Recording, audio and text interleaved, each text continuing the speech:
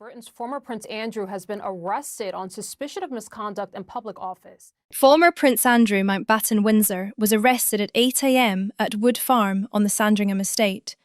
Taken into custody, fingerprinted, DNA swabbed, photographed, and held for roughly 11 hours before being released shortly after 7 p.m. Police arrived without warning.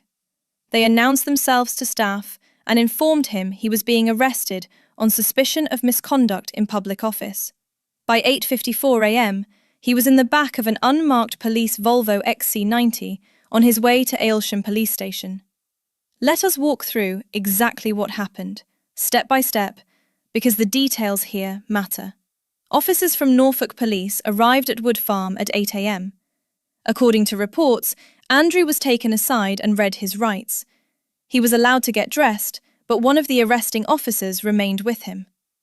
Now known as Andrew Mountbatten-Windsor, he was taken into custody in Norfolk just a short while ago. He is accused of allegedly sharing confidential information with the late sex offender Jeffrey Epstein. Mountbatten-Windsor has previously denied any wrongdoing over his ties to Epstein. His private bodyguards, both former Metropolitan Police officers, stayed nearby as search teams began going through cupboards, drawers, and personal effects inside the property. A humiliating ordeal, no doubt. At 8:54 a.m, he left Sandringham. The convoy reportedly included a Norfolk Police Range Rover in front and another vehicle carrying his bodyguards behind. He was not handcuffed. That decision is often based on risk assessment rather than status. On arrival at Aylsham police station, standard custody procedures would have followed. A custody sergeant would confirm the legality of the arrest and ensure proper procedures were followed.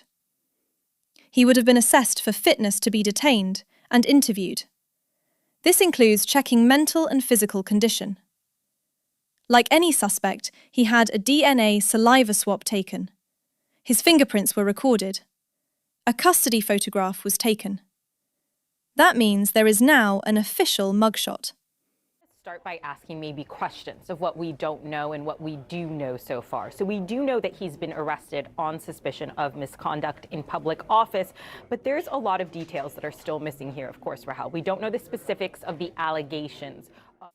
He would have been permitted one phone call. It is widely assumed that call was to legal representation. It remains unclear whether he was placed in a cell.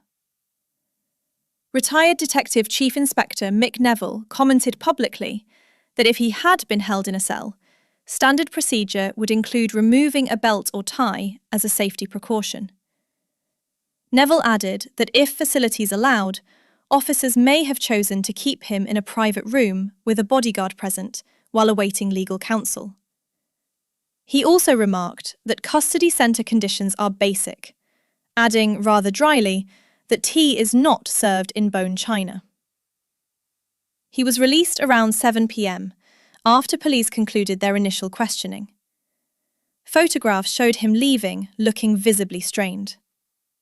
Now, what is the allegation? The suspicion is misconduct in public office. This is a serious common law offence. It carries a maximum sentence of life imprisonment. It generally involves a public officer willfully neglecting to perform duty, or willfully misconducting themselves to such a degree as to amount to an abuse of the public's trust. The focus reportedly centres on information said to have been supplied to Jeffrey Epstein during Andrew's time as the United Kingdom's Special Representative for International Trade and Investment. This investigation by the police. We're talking about a period of time between 2001 to 2011 when he was representing the UK as a trade envoy. But what are the specific allegations, the specific accusations of misconduct? We don't yet know that.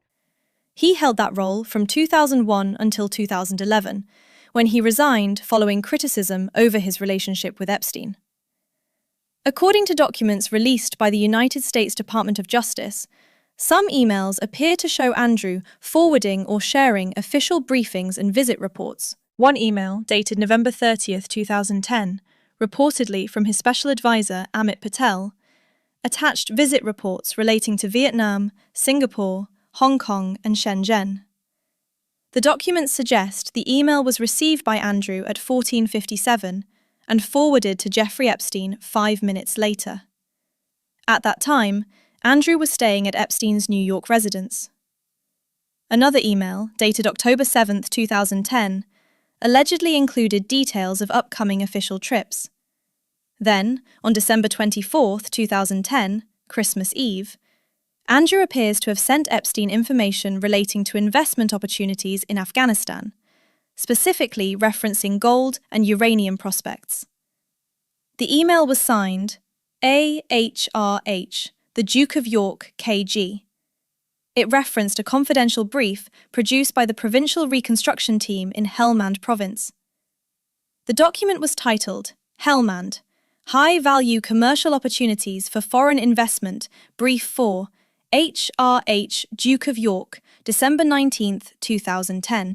In the message, he allegedly wrote that he intended to circulate the brief within his network, including contacts in Abu Dhabi, and asked for Epstein's views or ideas.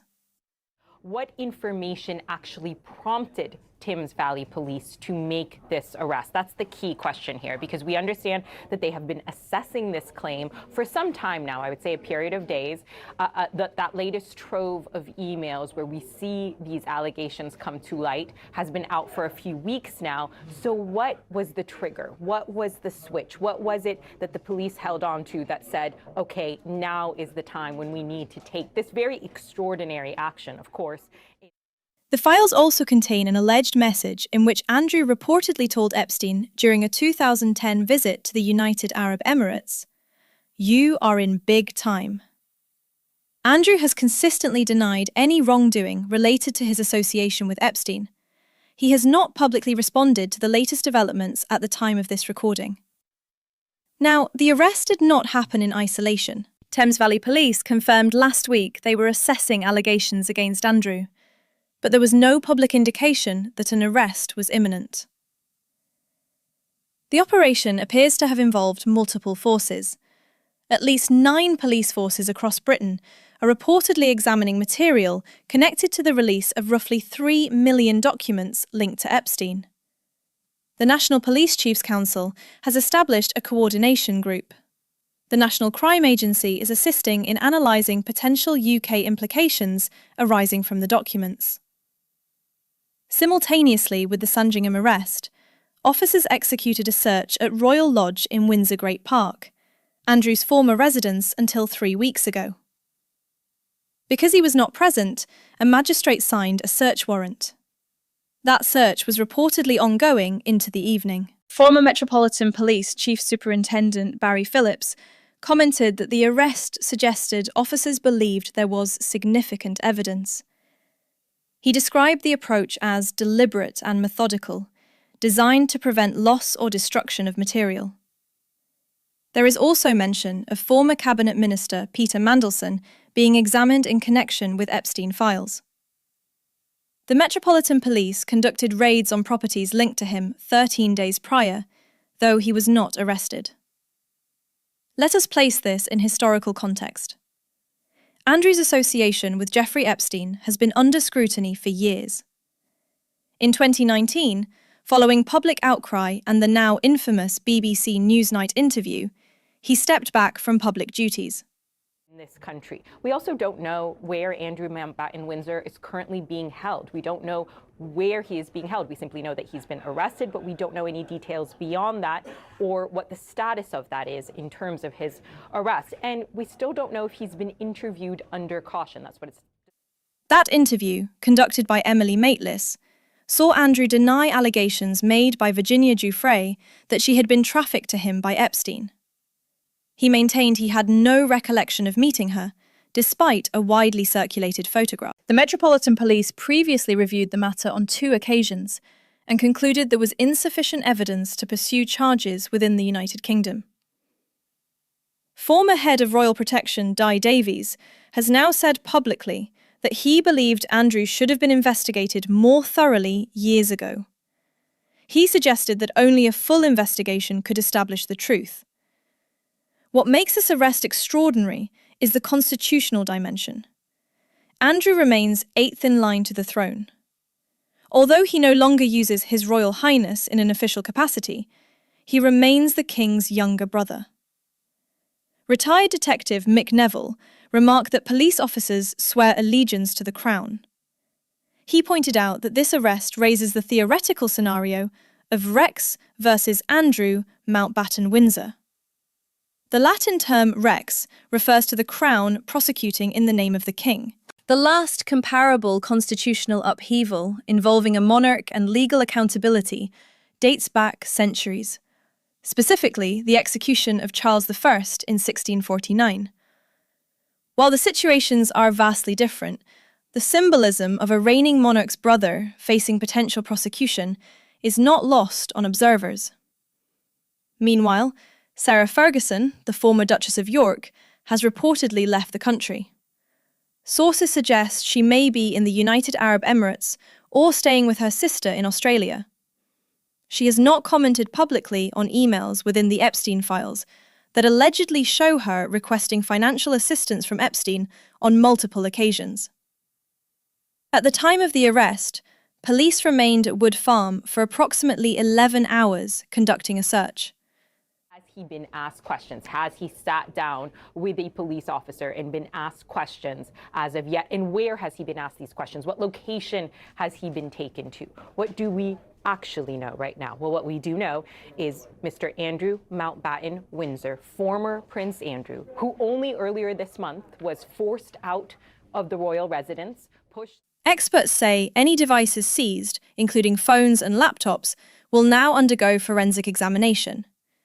Digital analysis can take months. Andrew could face further questioning, not only from Norfolk or Thames Valley Police, but potentially from other forces participating in the coordinated review. There are still many unknowns. The exact evidence threshold that triggered the arrest has not been disclosed. Police have not released details of any items seized. Andrew has not made a public statement. What is clear is the shift in tone. For years, critics argued that Andrew had avoided formal legal scrutiny within the United Kingdom. The arrest signals a change in approach. Whether it leads to charges remains uncertain. This is no longer just a matter of reputational damage. It is now a formal criminal investigation under caution. I can't help but wonder how Andrew is reacting to all of this.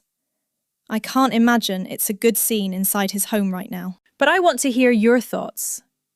Do you believe this arrest should have happened years ago? Or do you think police are acting purely on newly released material from the United States? How do you think Andrew is responding behind closed doors? Share your thoughts below. I love hearing your perspective. If you follow royal developments closely and want daily updates, make sure you're subscribed. We will continue to track this story as more verified information emerges.